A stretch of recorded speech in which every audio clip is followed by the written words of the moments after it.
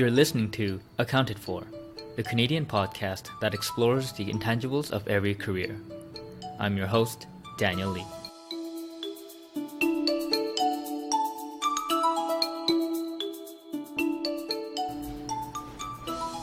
Hello. Happy Wednesday, everyone. Happy hump day. Same as always, before I introduce today's guest, a constant reminder to go to iTunes and leave a nice 5-star review for the podcast. It really helps get the podcast rise up in rankings. And if you leave a nice review, I'll read it and I will give you a shout out in a future episode. So that's an incentive if you want a little shine of fame in the audio world. So please go ahead and leave a review, and I would really appreciate it, and I really appreciate your support. So today's podcast episode is with Natalie Festa, the co-founder and CEO of Boro, a peer-to-peer clothing rental marketplace. Natalie is a fellow KPMG audit alum. Yay! And so from there, we talk about how she got a sabbatical to work as a managing director of a local fashion company in Tanzania, where she was also the roommate of Lucas Perlman, who came on as a guest on episode 11 of the podcast. And Lucas, if you're listening, thank you for referring me to Natalie. It was an amazing conversation. I can't thank you enough for that. And so to you, our listeners, we go through Natalie's journey of really just listening to your gut, getting off that hedonistic career treadmill that people, I think, get blinded by and just follow without any purpose. And we also talk about what it was really like for her to see the fashion supply chain in a developing world, quitting KPMG with nothing but an idea of a company, and the real entrepreneurial journey she had really embarked on in the last 1.5 to 2 years. We really go into discussing ways of starting a company without VC funding and choosing to bootstrap, and just the day-to-day realities of being a CEO and just the nature of all that and just what she actually goes through every day. So yeah, stay on and listen to my entire interview with Natalie.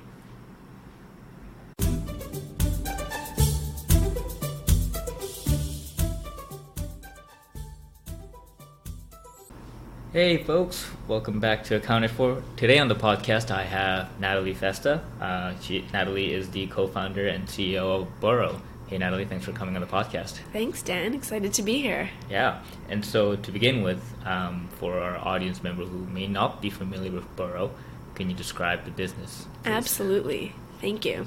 So Boro is a peer-to-peer marketplace for women to list clothing and rent clothing. So in its basic form, think of it like Airbnb for fashion. It's a centralized platform where people can list stuff, rent other people's stuff, and they trust the marketplace as the intermediary. So we focus on higher end or good quality clothing, things that are worth it to be rented. So it wouldn't be a $20 item that you would rent for $5. It's more items in the few $100 range that you might rent for, we have different tiers, $45, $65, $85, $105, and that's for the weekend price, but you can also choose to rent for 10 days, a month, whatever suits your needs. And so I'm the co-founder of that company. We've been operating for about 1.5 years. Okay, nice. And how many customers do you have on it currently? We have a few hundred customers on the listing side, so we have about 650 products that you can choose from right now, and that comes from a few hundred listers, and then same thing on the demand side, a few hundred renters. Okay. Yeah. And it has completely skipped my memory if you've mentioned it, but is it specifically for women? Good question. Yeah, it is right now specifically for women. We do have visions to expand into maternity, children, and men. However, it's good to be focused on one demographic to start, and women is the most difficult because of fit. So if we can tackle that, we can tackle the other ones easily. Yeah, no, when I first discovered the company, I was telling my girlfriend about this addresses a problem that you always face, where when we go to parties, for example, she comments, I don't want to wear the same dress twice because it's very obvious, whereas if I wear the same suit 3, 4, 10 times, nobody notices or cares. Yeah, which is, I don't know if it's a good or a bad thing when I invest in the suits, but that I think it is a big problem that a lot of women face. You're absolutely right. It's a very prevalent issue, and part of the reason why the business was born was because my notice of this problem. So with myself, my friends, my ex-colleagues, everyone kind of had the same sentiment. They didn't want to wear the same thing twice. And that's due to a lot of social pressures as well. People are posting on Instagram and don't want to have two posts with the same dress at different occasions, which is bizarre, but it's part of how society has evolved. Yes, the visual economy. Exactly. And so I actually want to dive a little, maybe even taking some time back into your childhood, Okay. Where did you grow up? This is cool. This is walk down memory lane. Yeah. Yeah, I grew up in Vaughan, so a suburb of Toronto. Yeah. I grew up in an Italian neighborhood, Woodbridge. I'm of Italian descent, and I went to a normal elementary school and high school in that neighborhood, and then I studied university at York. I went to the Schulich School of Business.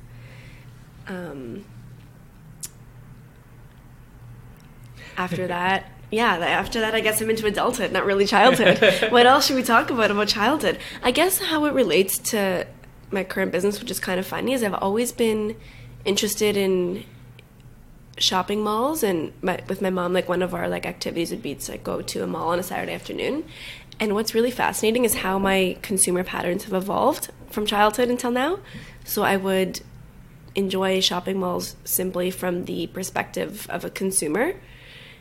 And now that that has evolved to understanding supply chain when I shop. So as mentioned before this, when I like to, my caffeinated preference is sustainably sourced coffee. That same sentiment translates to fashion. So I'd like my fashion to be sustainably sourced as well, understanding who made it, what conditions it were made in. So I'd say it's pretty cool how my sentiment for shopping has evolved from childhood until now. Yeah. And what do your parents do as like an occupation? So my mom is a real estate agent. She previously worked at Procter & Gamble in marketing, so a lot of brand exposure there. And my father is a contractor, does painting, has his own painting company. Nice. Yeah. And so given that kind of colorful background, what did you want to be when you were 10? Yeah, so it is a very entrepreneurial background in the sense of contracting company and real estate agent currently. So it's in the household, it's a very liberal, free environment. People, honestly, my parents were very supportive in that they allowed me to do whatever I wanted. So that's pretty great. And even now, their typical work days, they're often working late into the night due to the nature of entrepreneurship.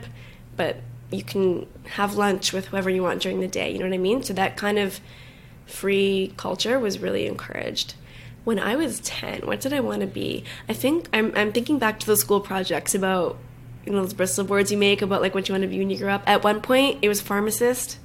At another point, it was dentist. And then I realized I really didn't like sciences.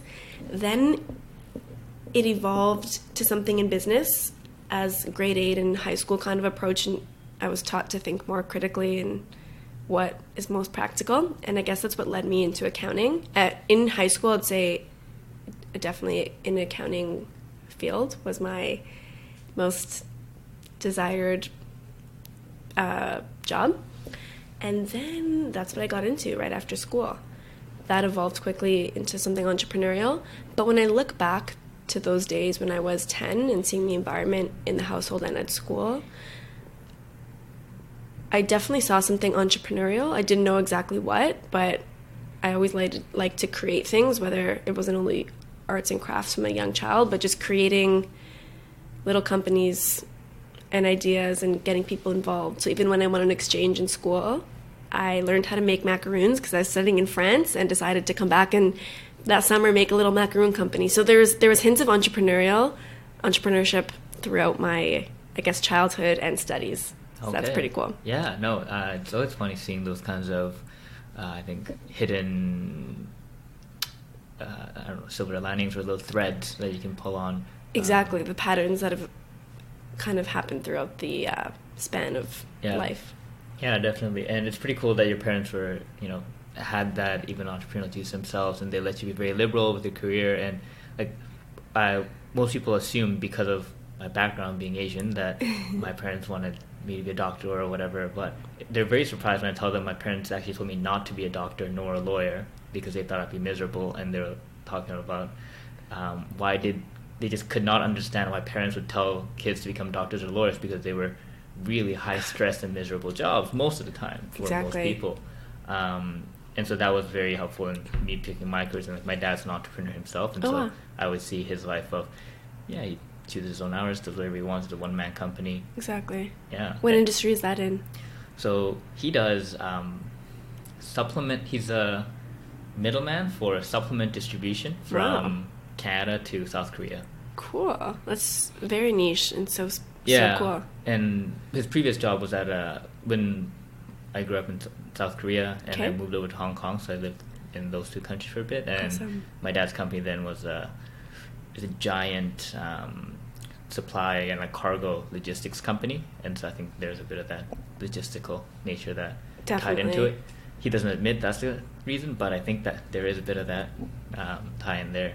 But love it. Yeah, and so you go to York, you go to study accounting after you get some critical thinking, and when I look at like your public LinkedIn profile, you were at KPMG, you spent some time in audit.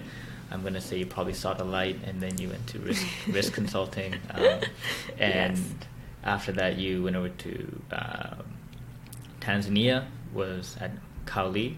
Exactly. And you started like a not-for-profit after that, called Fair Square. So you can see how the trajectory kind of changed. Yeah, so we have a weird inflection point, and I can see a bit of maybe even baby stepping, where you go from audit and then you leave. So there's the first decision point to go to risk consulting. Was there anything particular about that? Good question. So I wasn't ready to completely leave KPMG at the time, but I knew that audit was not the place for me. I'd kind of stunted my growth in audit in terms of what I could have learned. So I was looking around at the firm, at other groups that seemed interesting. And back from my summer internship days, I did a small rotation in the forensic group, part of risk consulting. And I still had some contacts there, and I remember really liking it. So I reached back out to them and applied for a position when there was an opening, and did an internal transfer to that group. So I guess the silver lining was that it wasn't audit anymore, and that I was still in the firm, so I still had that security blanket, but I was doing something that I thought would be more interesting, which it definitely was. And then after about 9 months in that group, I realized that I didn't want to pigeonhole myself into such a specific area in the firm either, so I was trying to look outside and what I wanted to do next. But the reality was that I was really burnt out from the previous 3.5 years at KPMG, and wanted a little bit of a completely different change of pace.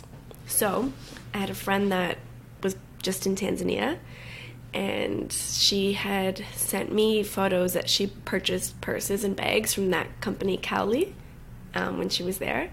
And she had mentioned to me, I'll never forget this day, she sent me like a WhatsApp message in November 2015, and she was like, hey Nat, you need to check out this company, like I just bought these amazing bags, and by the way, they're looking for someone from North America to help them come over for a bit and help them run their business.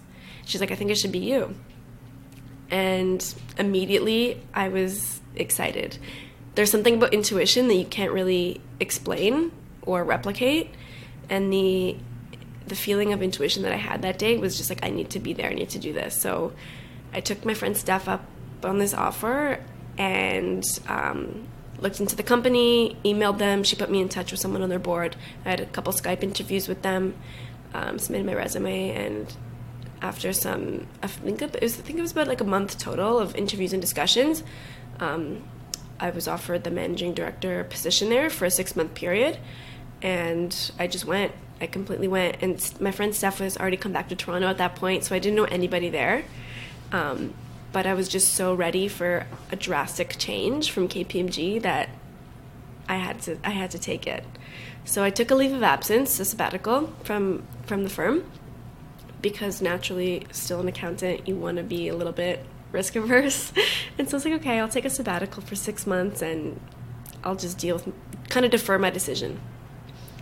So I went to Tanzania, hopped on a plane, didn't know anyone. My friend Steph put me in touch with 2 friends who she had went to Laurier with. And she's like, yeah, message them, live with them, they have an extra room. So we were chatting over email with her friends, Valerie and Lucas. Lucas, who you previously interviewed on Accounted For. Yes, I think he's episode 11 Yes. Right now. Yeah. Fantastic. So Steph put me in touch with them, and I'd never met them. I was chatting over email.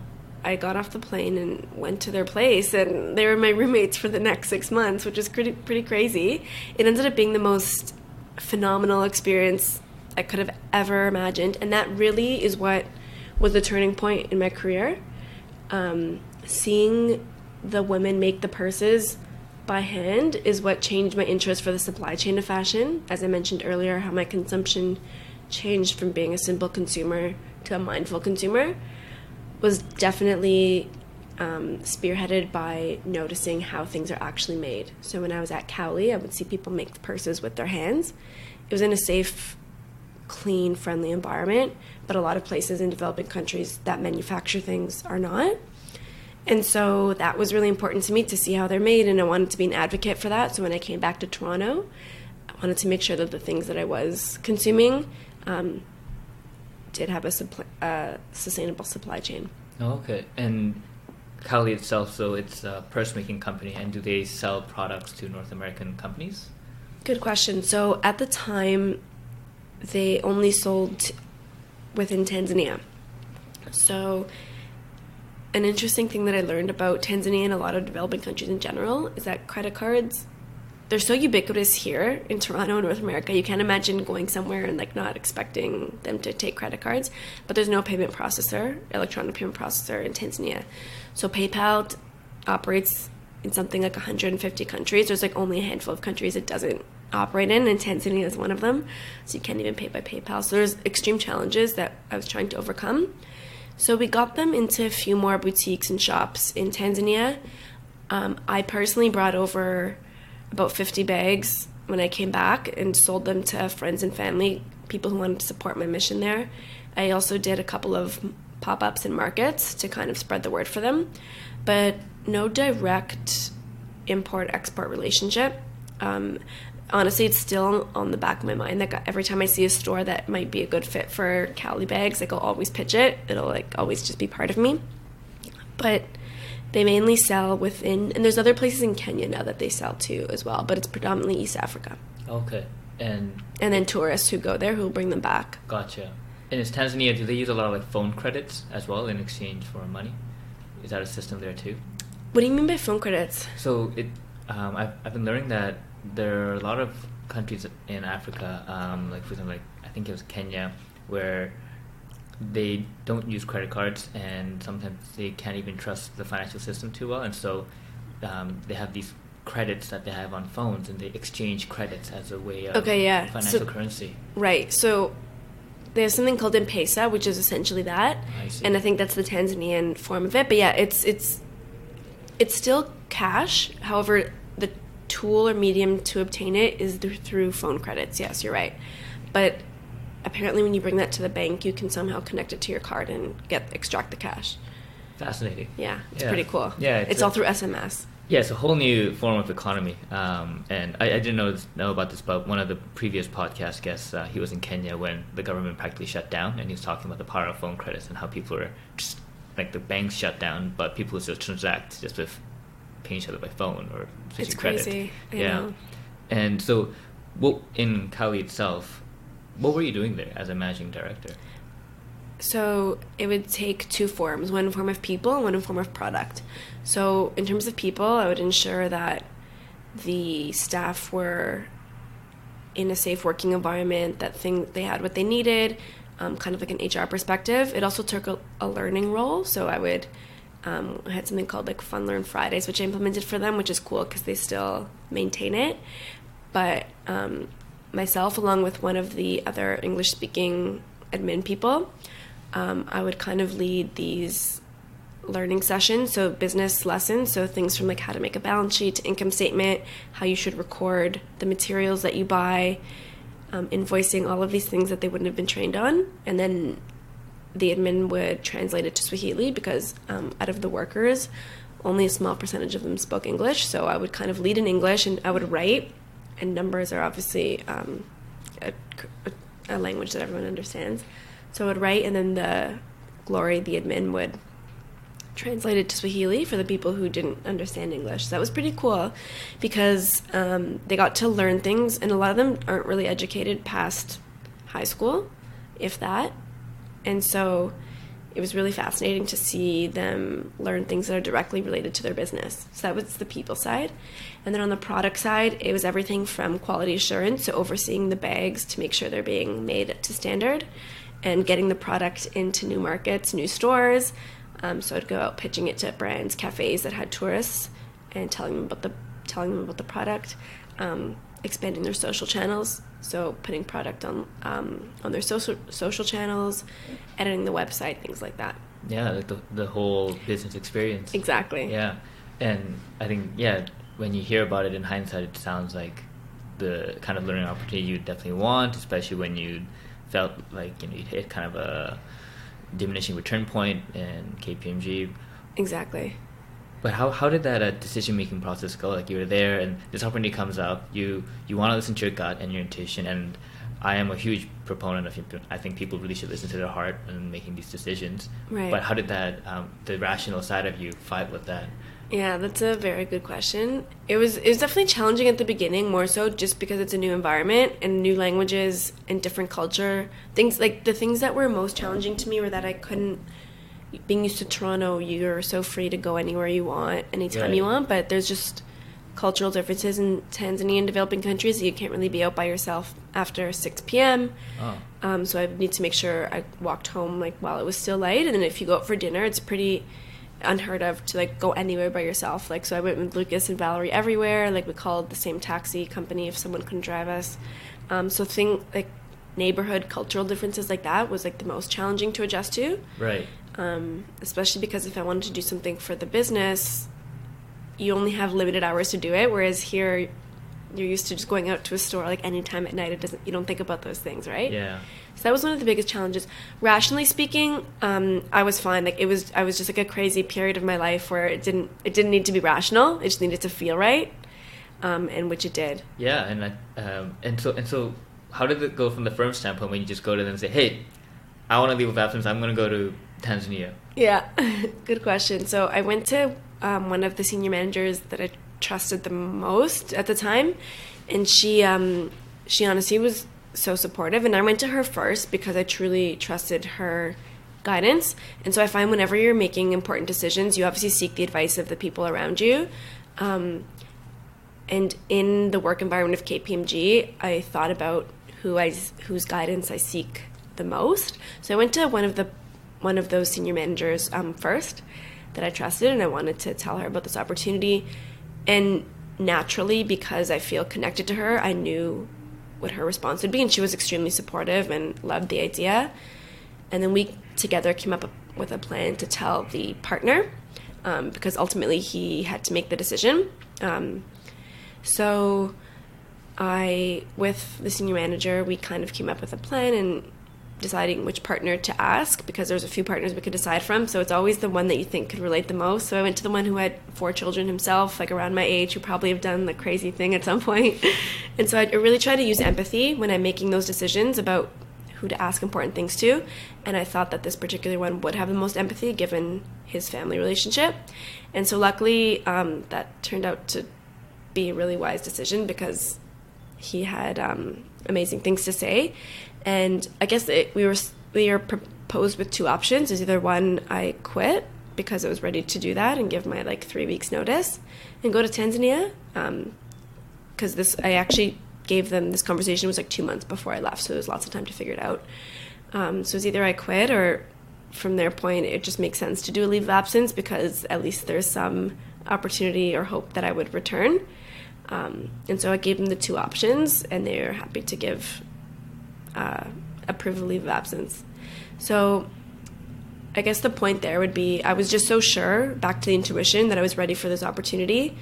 And I wouldn't call it an ultimatum, but that was my next step. People quit the firm all the time to go to new jobs, and for me, this was my next project. So I was ready to do that and give proper notice. But the reason why I wanted the leave of absence was the same reasons. Again, it's just that little extra security for when I came back.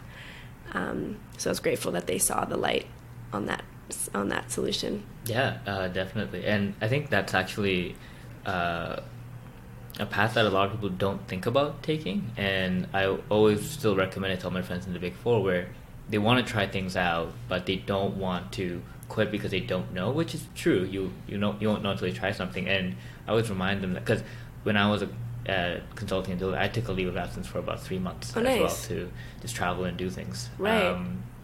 And I also have a friend who has a family business. He wanted to kind of try out, and so he got a 1 year leave of absence from the firm. And so the firm is relatively open to that, as long as you're not a poor performer or anything, and you have a very great case. And I think being creative about whatever tools you have at your disposal, I think, can allow you to try more things. And I completely agree. Yeah.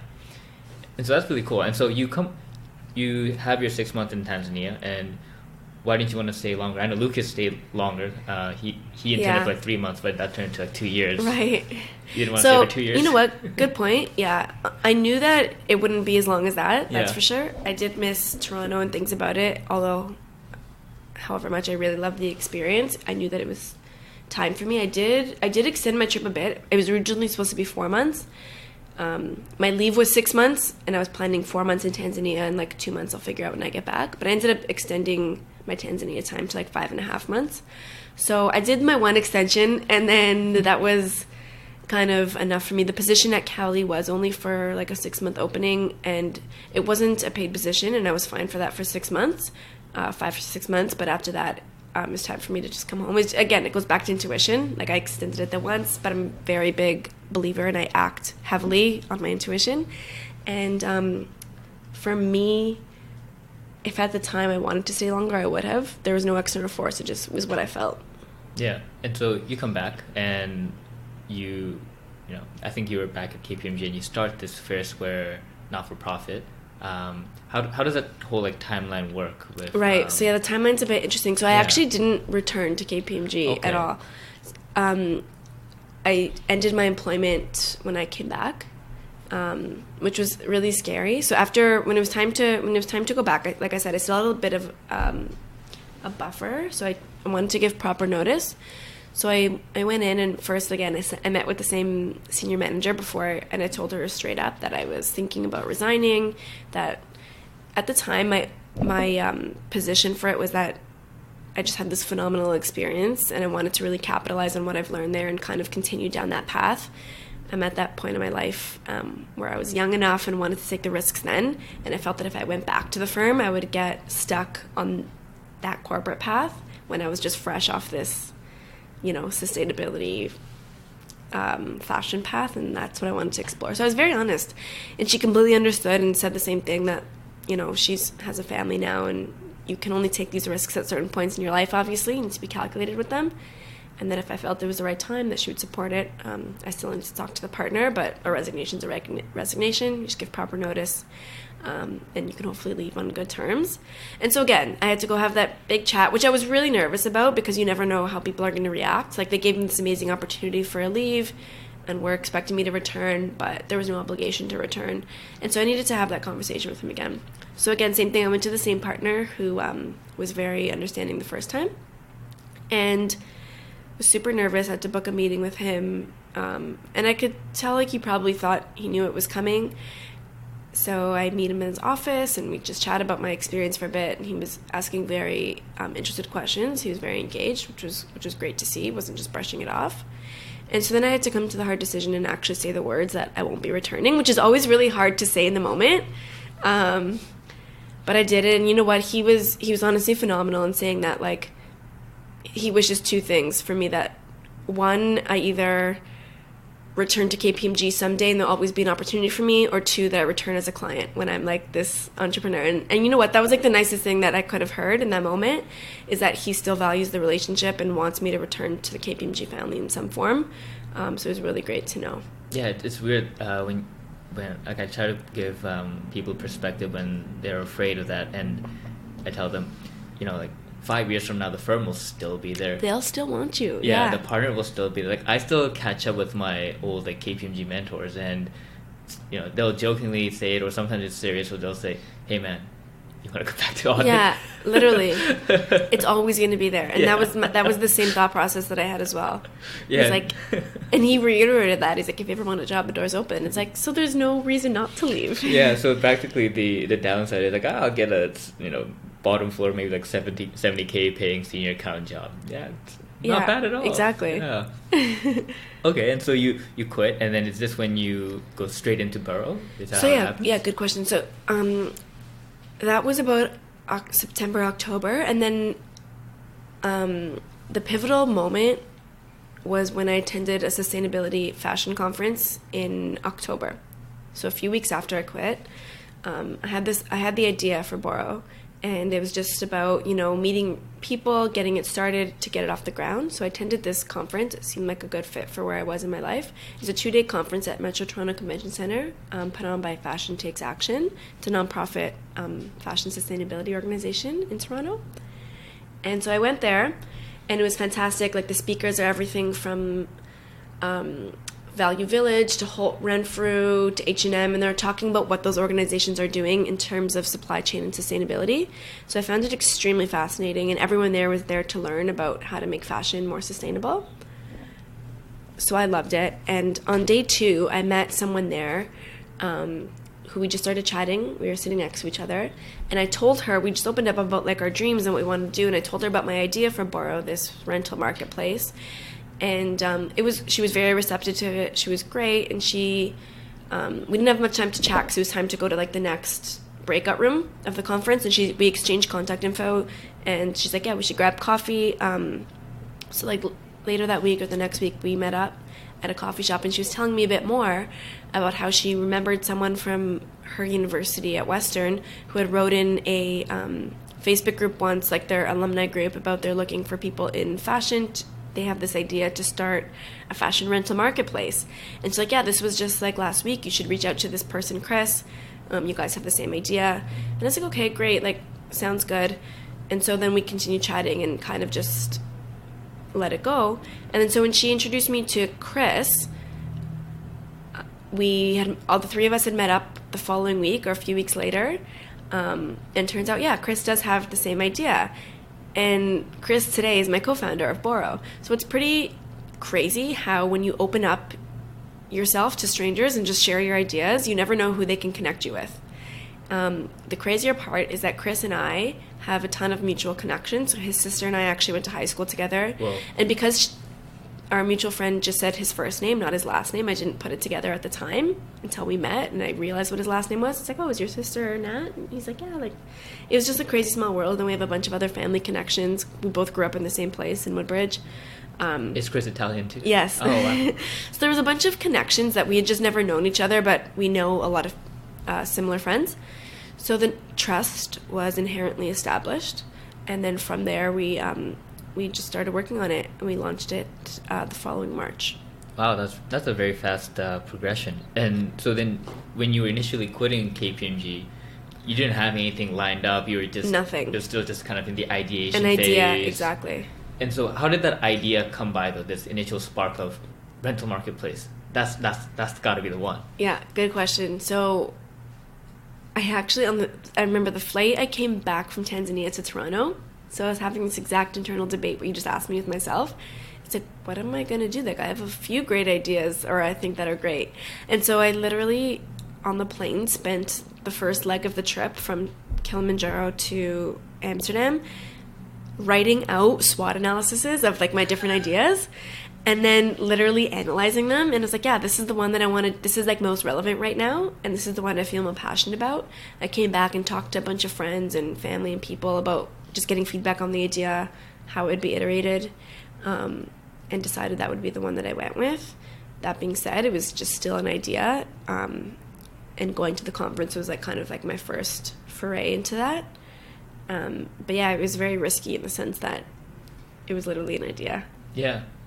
But it came from a lot of friends and family too. Like, I would see people around me, similar to what you said about your girlfriend, that would always complain that they didn't want to wear the same thing again, or that they had nothing to wear, but really they had a whole closet full of clothes. And again, on the demand side, friends would come to me, or friends would go to each other to share clothing. It's very natural for women, especially if you have a sister. So I thought the habit's already there for women to share clothes. why don't we try to make this a monetized community? Right, so you've already seen the problem is prevalently there, and so you've already kind of established a potential product market fit. Exactly. Inherently there. Exactly. Yeah, okay. And so you and Chris meet, and how does the hatching of the company now begin? Because you guys are both also non-technical. Right. And so I think Chris has also a business background right. as well. Yeah. And so what are the first 3 months like after you guys meet and you guys decide, all right, okay, we're gonna create a company called Boro? Yeah. So the first 3 months, it was a lot of researching, again, delving into more sophisticated research about what the solution will actually look like. Will we centralize it? Will we decentralize it? What's our FAQ going to look like? How are we going to deal with cleaning? How are we going to deal with all of these things if we do centralize it? So one of the biggest debates was like decentralized versus centralized. And what we ultimately decided was that if we let the people handle the transactions themselves, it's kind of just like a Kijiji to begin with. So it makes more sense for us to control it at the beginning because we can develop a brand, we can develop templates, how things are going to be done. And then eventually the long-term goal, which we're doing now a year and a half later, is decentralizing it. So once we've kind of developed the processes for things and we know how to deal with all of the FAQs, we can now simply translate that to other everyday people. Mm-hmm. So the first 3 months were, developing like a lot of those processes, templates, how it's actually going to function, logistics, and then also accumulating inventory. So one interesting part of a marketplace is you can't really start until you have some supply. But in a marketplace, it's kind of chicken and egg. It's like what comes first. People are like, oh, I really want to use your product because I have a gala, but we don't have any dresses yet on the site. So marketplace, you can't really launch. We decided we wouldn't launch until we had 50 products, which is still very, very small. We're up to like over 650 now. But we started doing every Saturday or Sunday these photo shoots where we'd get friends and family to come out. We'd have some food, champagne, like make it a fun event where people would bring their clothes and we'd photograph them in it. And they'd have some snacks and it'd be a good time. And slowly we built our inventory over 4 weekends with that. So we were ready to launch the site. So it would literally be me photographing the items. We'd learn how to remove the white background and like make it e-commerce ready, and just kind of hacked it. Wow. Wow, that's amazing. And so you just put it all together after 4 weekends. And how was the quest to get the first customer? Oh my gosh, so funny enough, we'll never forget this day. It's actually on our 4th weekend of collecting inventory that we got our first customer. Nice. By chance, I went to go get lunch down the street at Richmond and Spadina, and we were setting up for this event, and I just stepped out to grab a bite, and I noticed this group of really fashionable girls around my age at the corner. And I'm pretty introverted in the sense that I don't usually speak to people on the street, but I was like, you know what, like I'm launching a brand, like I need to be open to the world about it. So I told these girls, I was like, hey, you look really great, I love your style, I'm launching this brand called Boro, this is what we're doing, we're actually having an event, like if you want to come by for a snack and champagne. And they loved the idea, and they're like, yeah, like we'll come by right now, are you open? And we're like, we're not starting for another hour, but just come on by, we're already set up. So we kind of had this pre-event for this 5 group of girls, and they were looking through the small rack of inventory we'd collected from the previous 3 weekends. And one of them was like, I need this jacket for this weekend, like I want to wear this tonight. And that was our first transaction, like literally off the street. Yeah, nice. And that girl, she kind of turned into a long-time customer. She'll always rent jackets from us, like outerwear is her thing. So still to this day, she's one of our great customers. Wow. And she brought her friends. So it started literally with like guerrilla marketing, I guess, on this corner of the street. Yeah. And turned into word of mouth because then she told her friends. Yeah. And so then right now, do people, you said it was like a centralized location, so people come and then they drop what they rented off, and then they can also pick and browse through what's out there. Exactly. So it was very much a boutique. We were there for 1 year. It was at Queen and Soho, and it was an amazing space. But what we discovered that it was becoming very much like a boutique. So people would just think it was, we had opening hours on Google. People would just walk in when they wanted, which is good. But like we took a step back and made a very strategic decision: is do we really want to be a rental boutique? And the answer was no. I don't want to be just a store that people want into. Our original vision was to kind of change how people consume fashion. And we wanted to bring the world's clothing to people. Mm-hmm. And doing that through a boutique was supposed to be a very short-term experience. We originally had the space for 1 month as a pop-up. That turned into 3 months, 6 months, and eventually a year. And we were just getting too comfortable there, and our customers were getting too comfortable. And it is a very scary decision to cut something off that appears to be working. But it was very much a strategic decision that online fit needs to be solved, and having a showroom is a very temporary solution. We want to get tech integrations. How do you virtually try things on? How do you make returns so easy that there's no barrier for people to order it even if they're not sure if it doesn't fit? And that's what excited us more. So we took the scary step of giving our 30 days notice at the showroom and are in the process of decentralizing, so giving the items back to their home owners. We have a storage in the meantime for things that we need to ship out that people may not want to handle themselves. But it's very much going back to our original vision of a peer-to-peer marketplace, and now taking the step of removing ourselves from the manual work and letting the community come together. Right. So if I wanted, hypothetically, if I wanted something, then I could just meet, Joe down the corner and say, "Hey, I'm the guy," and then yeah. So right now it's not even to the point of we're taking baby steps. It's not even meeting up. We're using still centralized services. So we use something called Penguin Pickup, which is a fantastic fulfillment partner. There's a dozen of them across the GTA, and they're basically staffed lockers. So we go to Penguin Pickup and we say, "Hey, like Alana's picking this up next week," or the customer, like the owner of the item, will bring it there, and Alana can go pick it up at this establishment. Gotcha. So people are, it's still not Kijiji style. People still feel like it's a legitimate service. Or we use mail. Mail works as well if they're not in the GTA. Gotcha. And the business model itself, is it similar to other marketplaces where you just take a fee off of the actual transaction that's happening? Exactly that. Gotcha. Okay. Nice. And there, even like mentioned about the kind of upfront cost that's associated with even having a storefront. Other marketplaces, like Airbnb, they don't own any homes. Exactly. Uber don't own any cars, but you actually own the storefront, and so that also, rent is expensive in right. Toronto. And I remember you mentioned how. Sorry. No worries.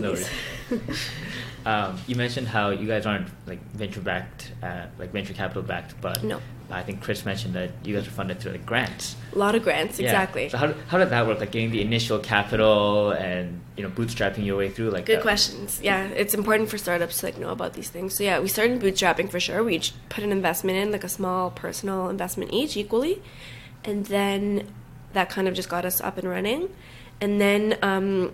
We learned about a few grants. So we were part of Ryerson's fashion incubator. It's called Ryerson Fashion Zone. And I would recommend for any startups to see which incubators or accelerators in their area and in their industry suit their needs. Because a lot of the times government grants are only given to people who are part of established accelerators. So we were really lucky to be part of Ryerson Fashion Zone because they actually tell us about grants that are open. Whereas we would have never known. And we're able to get a sizable amount in grants just simply by being on this email list.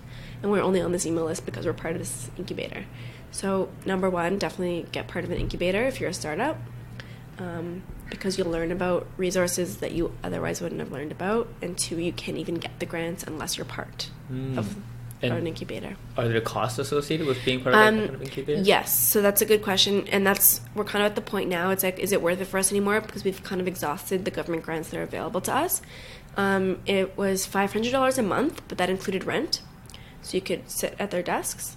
Or it was at one point, once we got our own office space, we just did the reduced incubator rate, which was $250 a month, half of it with no rent. So it was literally just access to their grants, but. From a cash flow perspective, it made complete sense because we are getting more grants per quarter than it cost us in rent per quarter. So it was a very easy decision to continue. Can you share around how much grant money you can potentially receive? Yeah, for sure. OCE is a public grant, so anyone can look at it. So it is public information. We received around $50,000 from just one, and then the rest of them from Ryerson because part of this incubator are a few thousand each. Wow. Yeah. So for someone like me running a media company, can I get grants too? So Ryerson. So have you heard of the DMZ? I have. Digital Media Zone. I have, yeah. You should look into them because. So yeah, Ryerson is fantastic. That's the only one I'm familiar with because that's the only one we've been a part of. Right. They have different industries. So there's fashion, biomedical, social venture, and digital media. And whichever one that you're aligned with, your business is aligned with, you can apply. So there's an application process. You can't just join it. But it's worth it once you join if you are paying that fee, because you get desk space. Excuse me. Because you get desk space included as well. So I think it's completely worth it. I can send you the links to them if you want. All right. Yeah, maybe I'll actually be part of an incubator now. That'll be exciting. Realize my dreams of creating a media company. Yeah. And then, so right now for you and Chris, are you guys paying yourself a salary? Like, it's about a year and a half We're in. not. Mm-hmm. And so it's a challenging point as a startup, because living in a place like Toronto, you need to live. And it's expensive to live, rather. So yeah, we're lucky that I guess we've been able to use other resources around us, whether it's like living at home or staying somewhere where you're able to walk to work. So you're not incurring a lot of additional expenses, but at the same time, like, I'll speak for myself, like, you are eating into your savings in a way because there's no income coming in.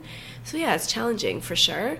But I guess like the entrepreneurial dream is that you try for a little more, you try a little harder, and you see what's not working and you pivot, which is why we've now pivoted to this decentralized method, is because it was far too manual before. The work we were doing was far more than the percentage we received as a marketplace.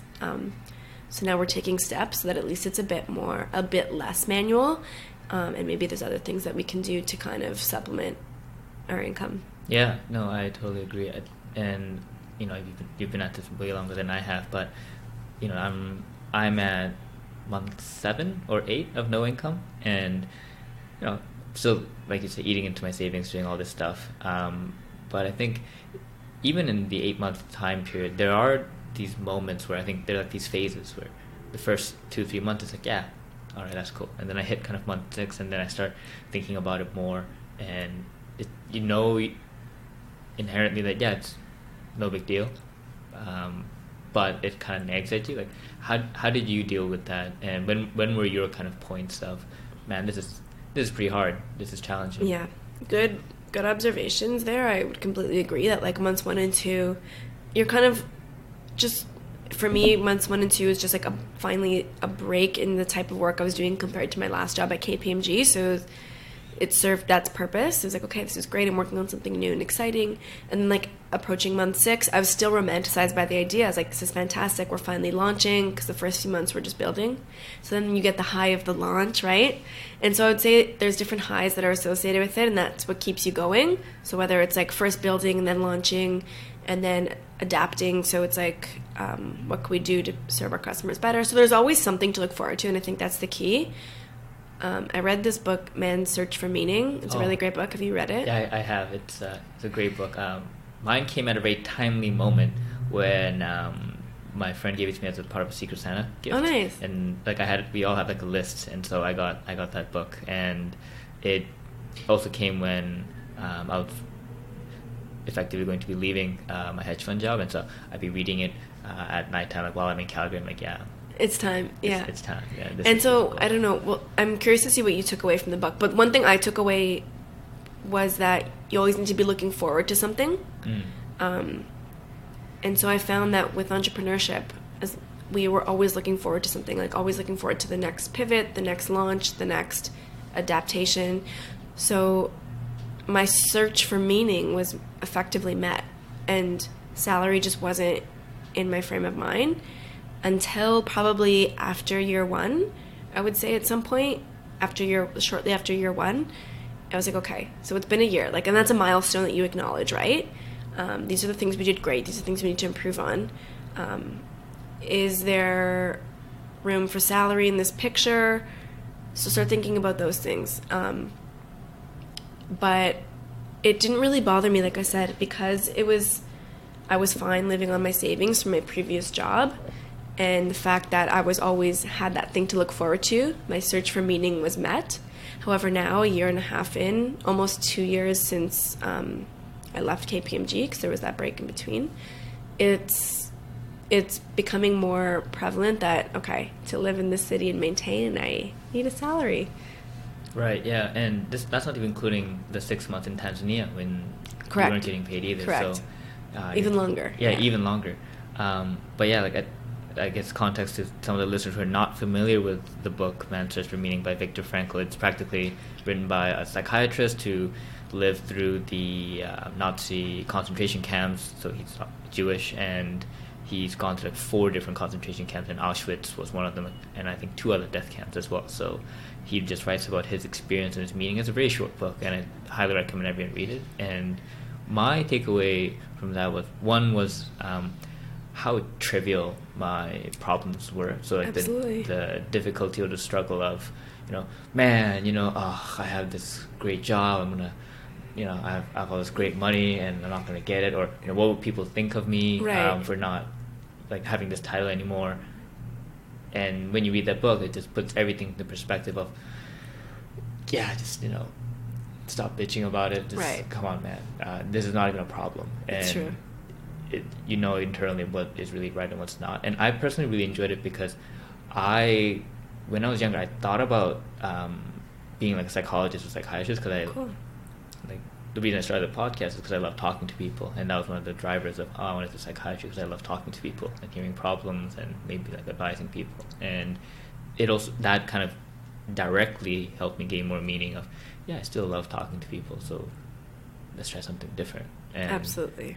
Those are like kind of big takeaways for me. And I know that's the book where I'll have to read 2, 3, 4 times throughout my life for sure, just because I find these kind of classic books, as you grow as a person, the meaning you pull out from them is always different. Because I find these authors are much wiser than I am. So for sure. when I read it again at Viktor Frankl's age, then I'll be like, oh man, yeah, totally. I never saw this. Another takeaway, exactly. And so right now with Boro, you're talking about, there's some struggles of like the monetary side as well, but was there like a specific huge obstacle that you felt was like, this is like a low point where you might have debated on, man, do we close this down or do we just really push on through? Good question.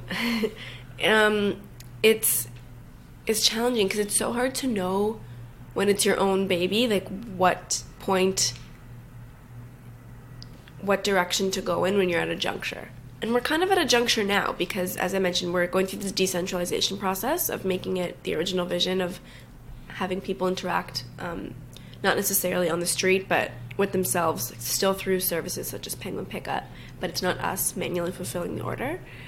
And so it's been since September. So one big point of that was in August when we had to decide to actually leave the showroom. Like I said, it was actually a very big decision because we spent a year there, and we had so many customers coming in per week, and it's like, how do we just cut this flow of customer satisfaction and revenue, because that's what essentially drove our business. But again, that was a huge one because we could have chose to either stay at the showroom, which would have just been stagnant growth, but still growth. It could have been leaving the showroom and shutting down the business, because who wants to rent things without trying it on? But we tried to go forward with the third option, which was leave the showroom, do an online only pivot, and make it more creative for how people try things on. And so from a B2C perspective, which what the business is now, that's the only way that we saw that it would continue. Having the showroom wasn't a long-term solution. So we're going ahead with that, B2C. The other junction point that we're at is a B2B opportunity, which is also quite scalable. So we're working with a company now to implement a rental section on their website. So for companies that already have distribution in place and already mail out packages, and they have a lot of idle inventory in their warehouse, why not implement a rental option if it's a high-value item? And to us, that's a completely scalable solution because people are already doing mail-outs, and we wouldn't touch inventory. We just have a rental button on these products on their site. So that's something that's really exciting us right now. So I think the point is like seeing what the challenges are, analyzing the options, pros and cons of each. Again, I'm a huge believer in like SWOT analyses, like on my plane back from Tanzania, laying out like strengths ops of each, acting on it, always choosing to act, because you'll have paralysis by analysis if you keep analyzing. It's not going to be perfect. Another big quote is done is better than perfect. Just choose one and go with it. Again, using intuition is very important. And then also just looking for new opportunities. So a year ago, we never would have thought of this B2B opportunity, but because it came from a problem from B2C, which was that people want to try things on. Well, if we do this from a business perspective, they may not already know this stuff from the brand. They already shop on their website. Maybe they want to try it before they buy it. Maybe they don't want to buy it because it's expensive and they just want to wear it for that 1 week. Mm-hmm. So being more creative with the solution as well allows you to just, you have to think outside of the box, and it's challenging. But I think keeping on pivoting. You can never stop pivoting. Yeah, and I think the good quote for that is Jeff Bezos, where he talks about you want to be stubborn in your vision but flexible in your strategy. And yeah, I like that. Yeah, and it's true, and like we've stuck to our vision, and yeah, that's a very good point about us leaving the showroom too. And it's just like we need to be stubborn with this vision of being creative of how people consume clothing, and it's not doing that through a traditional bricks and mortar. Mm-hmm. And so how has your wardrobe changed with the creation of Boro? I was reading some of your interviews that you've done online, and you talked about how for most people they only use 20% of their wardrobe.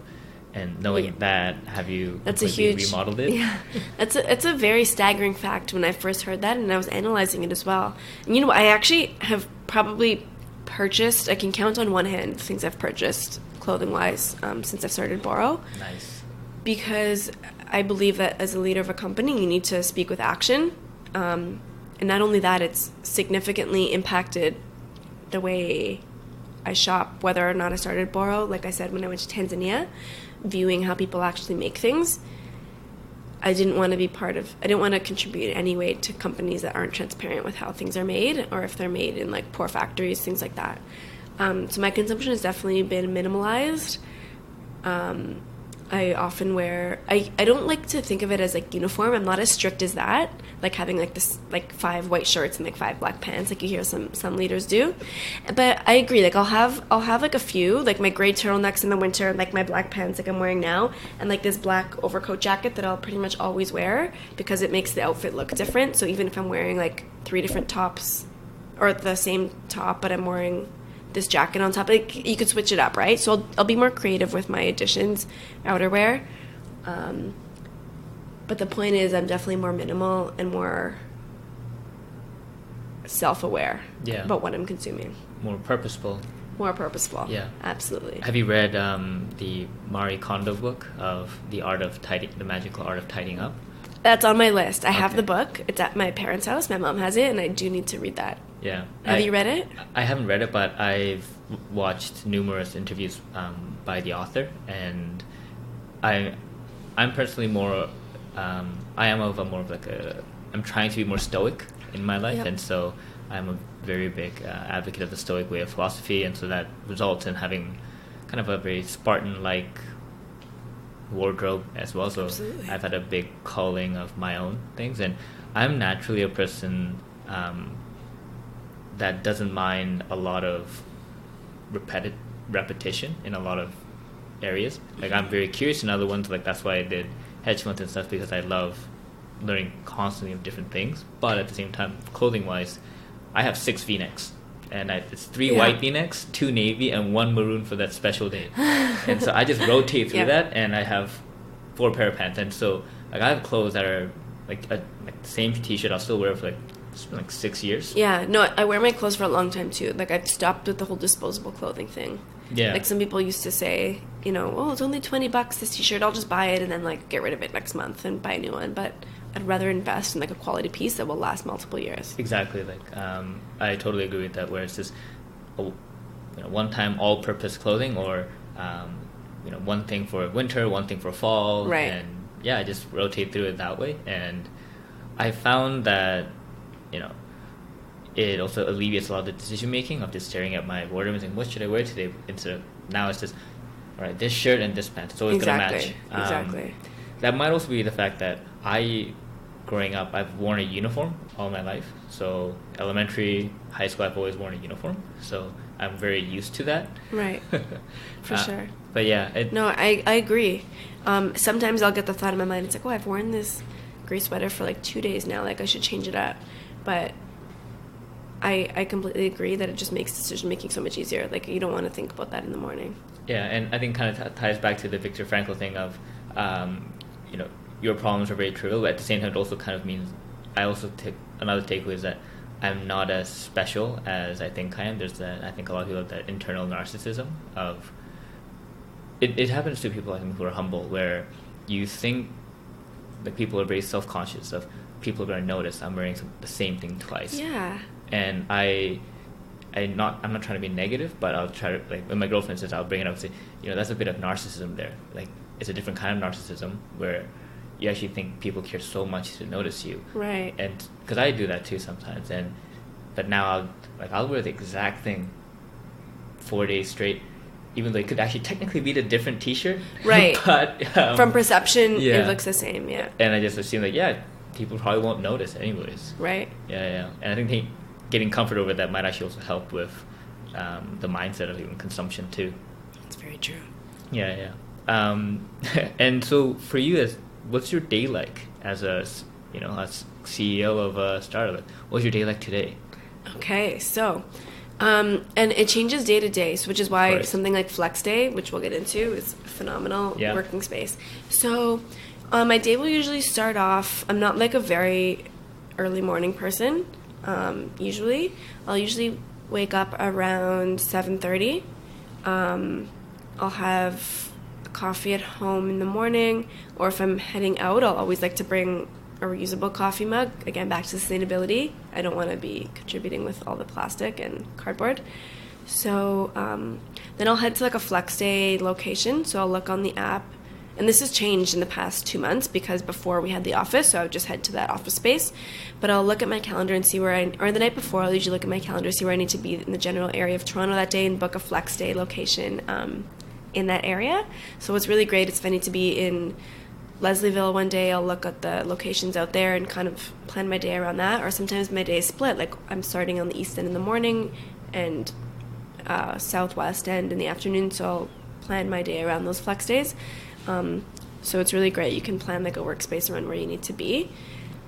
I'll head to the workspace. I'll usually plan a list of what I need to do. Before that, I think we talked about this last time. What I've recently started doing is setting a today goal, a 30-day goal, and a 90-day goal, and writing it out pen to paper, which is something I didn't do for a while, but I started about 2 months ago, and I found that it has profound effects on my day. So I'll start by saying, like, today, what I want to accomplish is high level. 30 days, what is my goal? 90 days, what is my goal? And day to day, it can change. Like my 30-day goal yesterday and my 30-day goal today may not be the same. It's just what comes to my mind first thing in the morning. And that kind of sets the tone for the day. And kind of inspiration in a way. It's like, okay, if I want this to happen in 30 days, this is what I need to do today, right? So I'll start with that, and then I'll expand on the today in terms of actual things I need to do, such as upload 3 products, check on the status at Penguin Pickup on these orders for this week. So it'll be very like task-oriented goals as well, and I'll just work through those. I've also played with this idea called task batching. Have you heard of it? Yeah, I think the concept I am very familiar with. I'm not the greatest at it because I naturally like to multitask, although I know I'm not a good multitasker. No one really is. So I'm playing with this idea of task batching. It's very challenging for me, but I see the benefits of it. So I'll literally block off, like, let's say 10 to 12 to literally answer questions that my intern has, because I know that if I just do it as she asks it, I'll get derailed. So it's like, okay, I'm going to answer this tomorrow morning, and I'll literally block the time in my calendar to do that. I find that to be very effective for me because I'm the type of person, if it's not in my calendar, it doesn't happen. So I'll block specific task times to do these things. Emails, if I can answer something in under 5 minutes, like it's just a quick response, I'll do it immediately. If it takes some thought, crafting, and investigating, I'll block time for that as well. And it might be tomorrow. I will also try to break for lunch. That's something I'm not good at, that KPMG really kind of negatively imprinted in my brain, is eating at the computer. How do you feel about that? I really do think taking time off to unwind and eat is really important. I say it, but every single job I've had, I haven't done Right. that, and I think it depends. I think the disconnection has to be it's not necessarily being away from the computer, but it has to be a disconnection from work. So I've been getting more diligent tonight. So I might be at the office, but I'll just be reading, Right. and eating while I'm reading. No, and that's important, which is Yeah. something I'm trying to work on. Not good at it yet. It's hard, Yeah. especially when you love what you do. Yeah, exactly. And so then the afternoon might look like something like sometimes for the orders that we're still centralizing, I'll have to go to the dry cleaner to like pick it up, right? And then bring it to the Penguin pickup, pack it in our box, write a little note. So it's still a lot of manual things like that. Fulfilling orders for e-commerce, it's pretty much expected until you have staff to do it. So that usually takes longer because you're either commuting there by... We use Uber, Lyft, if it's within the city and I'm carrying a lot of things, or by transit, which takes pretty much 20 minutes anywhere you're going, so there and back. So that usually takes a few hours if I need to do a fulfillment day. And then in the evening, there's usually an event of some sorts, at least a few times a week. Like last night we were at Brain Station, my co-founder Chris was on the panel, or other times like at the Fashion Exaction conference that I mentioned. I spoke on there a few weeks ago, and plus they're always throwing different events that are relevant to our industry. So seeing what's on the agenda for that week in a 6 to 8 p.m. period usually consists of some sort of event. So it's definitely not a clock out at 5. And then again in the evening, there's always like social media DMs that people are asking you questions about, texts. Like I literally used to be my little cell phone number on Google for a year and a half. I finally just took it off because it was getting a little overwhelming. And so I still get texts and calls about, things that we need to answer. So it never really shuts off. I'll try to do a yoga class or some meditation at night. And read a book. What else? It really depends, like night to night, on what's happening and what the calendar looks like. Yeah, I think the struggle I've been having lately with my own venture is just trying to stop working. I think is hard. Absolutely, it's the hardest thing. Yeah. You just don't want to, and then my girlfriend complains, where are the weekends? Yeah. And I tell her, if I play on weekends, that means I lose a whole day of doing stuff to really grow further. Right.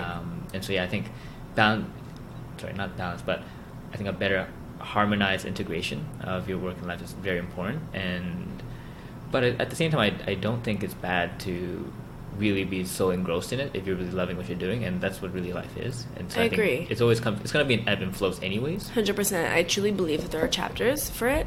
That being said, if you can't shut it off on the weekend, it's like your point about balance. I believe balance is like an elusive concept. It doesn't really exist. But to your point about ebbs and flows, it comes in different ebbs and flows. If you don't have a podcast this week, or like we have like a little bit of extra time, it's like, okay, you can take that extra lunch with a friend. And that's the beauty of being in control of your own calendar. The balance comes in different forms. It's not a classic like 9 to 5 and shut off, but it's like, okay, even though I'm working till midnight and I can't really shut off on the weekend, I can take this lunch or I can take this midday yoga class.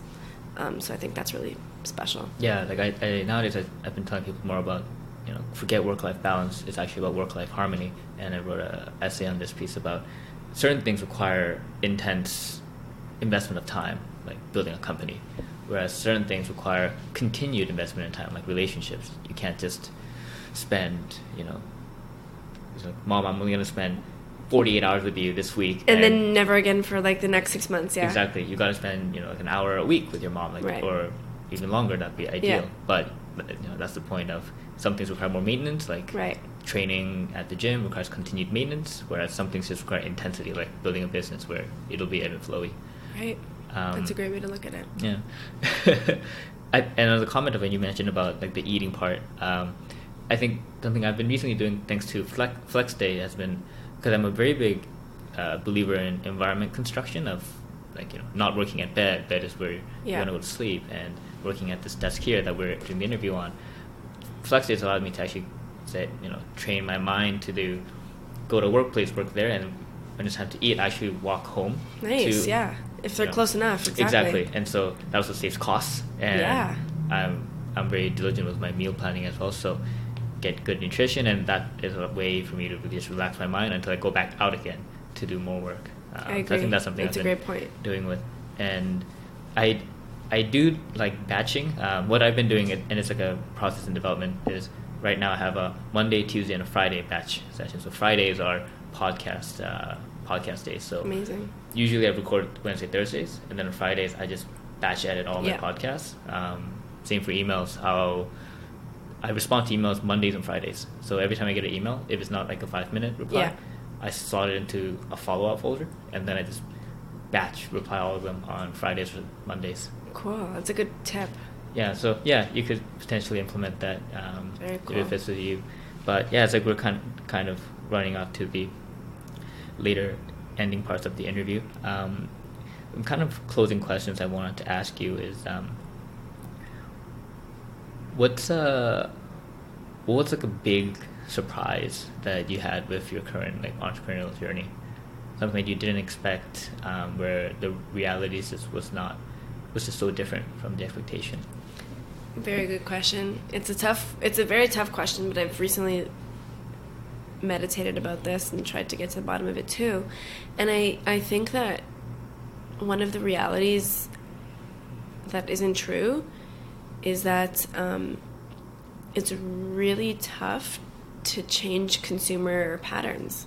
People are very used to, because naturally we're a fashion marketplace, I'm talking about that industry specifically, I find that the big brands, the fast fashion brands, are on everyone's walk home to work and from work. They can get things for cheap, and not enough people care about the quality of clothes or how they're made. So unfortunately, for $20 they can get like a new outfit, and as much as I thought we could change that, it's very difficult to change that. So education is one piece, letting people know how these companies they're buying from aren't actually good, but it's another thing for them to actually change their actions around it. It's very difficult to do, so working on it. I can relate in that.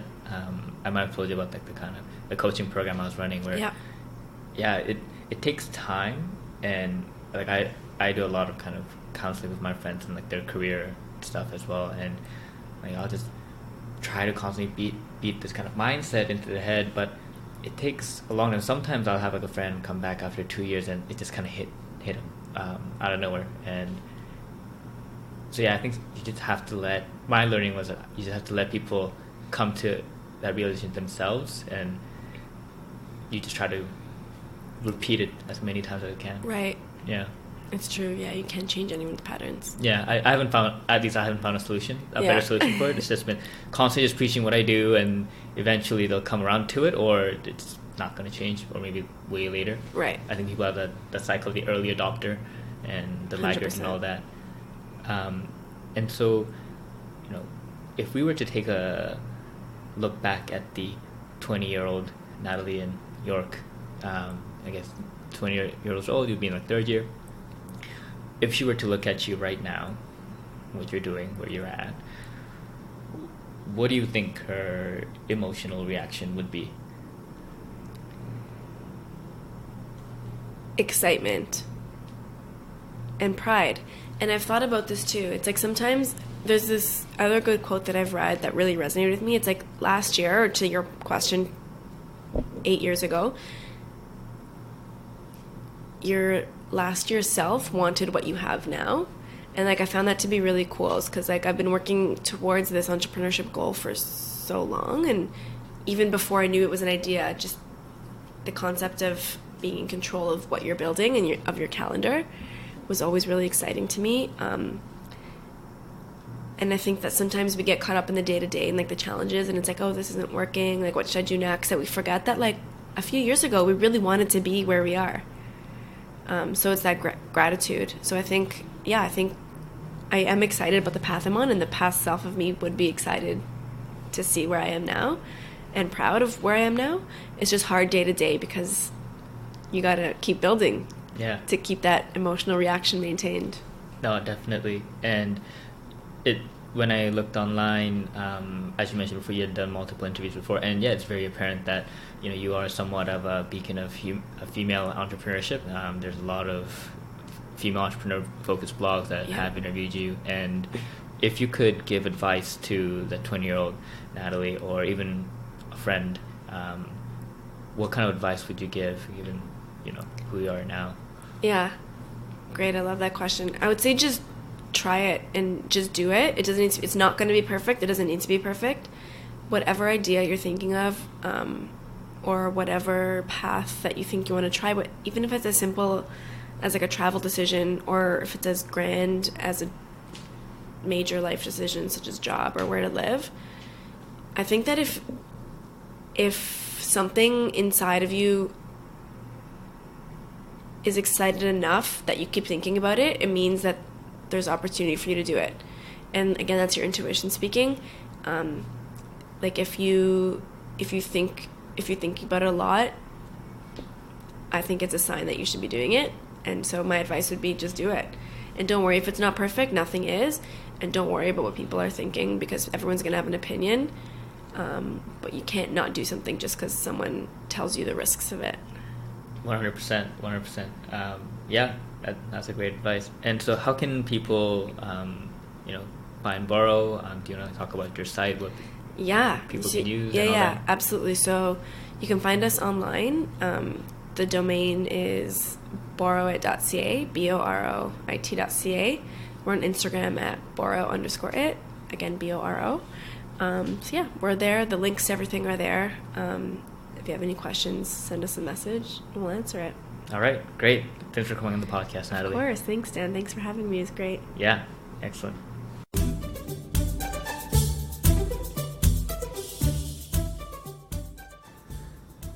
So thanks for listening to the podcast.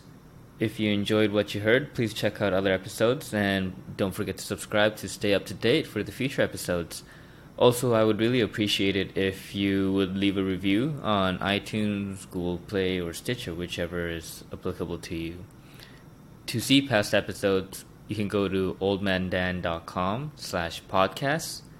Also, you can sign up to my weekly newsletter on my blog, oldmandan.com/newsletter. You can stay up to date with future podcast episodes that way, and included in the newsletter are my book reviews I write, my weekly article related to the domain of self-development systems, as well as 7 things I learned throughout the week on being healthy, wealthy, and wise.